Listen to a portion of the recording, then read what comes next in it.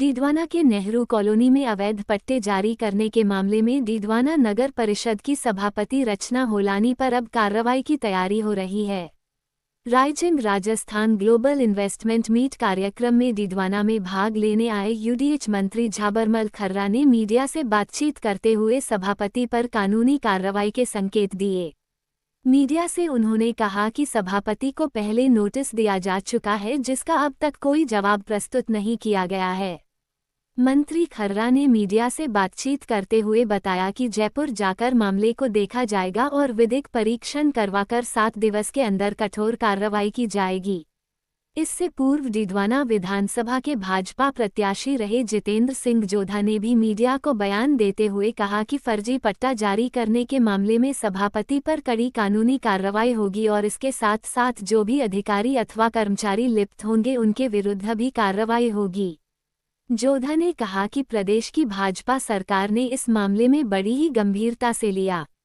गौरतलब है कि स्वायत्त शासन विभाग जयपुर से एक स्पष्टीकरण notice DLB director Kumar Pal Gautam द्वारा जारी किया गया, जिसमें बताया गया कि नेहरू कॉलोनी गौरव पथ में जारी पट्टे नगर परिषद डीडवाना की योजना अंतर्गत भूमि जो कि पूर्व में नगर पालिका डीडवाना द्वारा आवंटित की गई थी।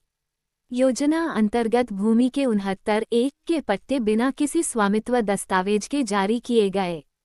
पूर्व में योजना में जिन आवंटियों को भूखंड आवंटित किए गए थे, उनके द्वारा भी नगर परिषद डीडवाना में नियमानुसार अवधि में भी आवंटन शुल्क जमा नहीं करवाया गया। प्रकरण में स्वयं सभापति एवं तत्कालीन अधिशासी अधिकारी नगर पालिका डीडवाना द्वारा अवैध तरीके से एवं मास्टर प्लान के विपरीत गौरव पथ नेहरू कॉलोनी के 69(1) के पट्टे जारी किए गए।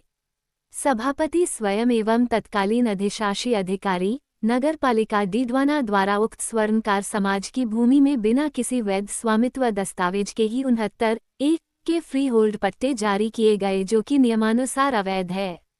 अब यूडीएच मंत्री झाबरमल खर्रा के इस बयान के बाद माना जा रहा है कि जल्द ही इस मामले पर विभाग सभापति व अन्य संबंधित लोगों के खिलाफ कोई बड़ी कानूनी कार्रवाई कर सकता है।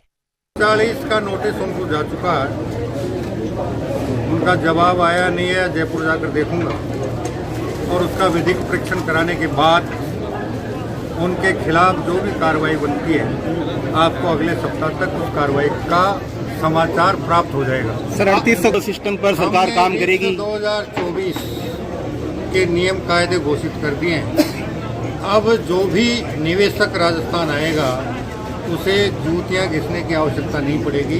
बहुत सरलता और बहुत सहजता के साथ जहाँ से उसे जिन स्वीकृतियों की आवश्यकता पड़ेगी आवेदन करेगा और समयबद्ध तरीके से उसको सारी स्वीकृति। सर राइजिंग राजस्थान में सिंगल विंडो सिस्टम काम करेगा। डीडवाना नगर परिषद में जो 14 पत्रावलियाँ गायब थी वो और उनके अलावा भी जो नेहरू कॉलोनी में और अपने शिवाजी नगर में जितने भी फर्जी पट्टे इन लोगों ने बनाए थे, विभागीय कार्रवाई के लिए नोटिस दिया गया था।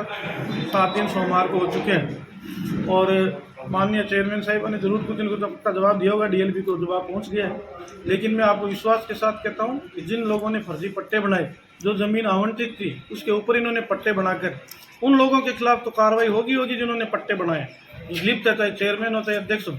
उसके अलावा जिन लोगों ने गलत शपथ पत्र देकर खुद के नाम पट्टे बनाए उनके खिलाफ भी जांच होगी।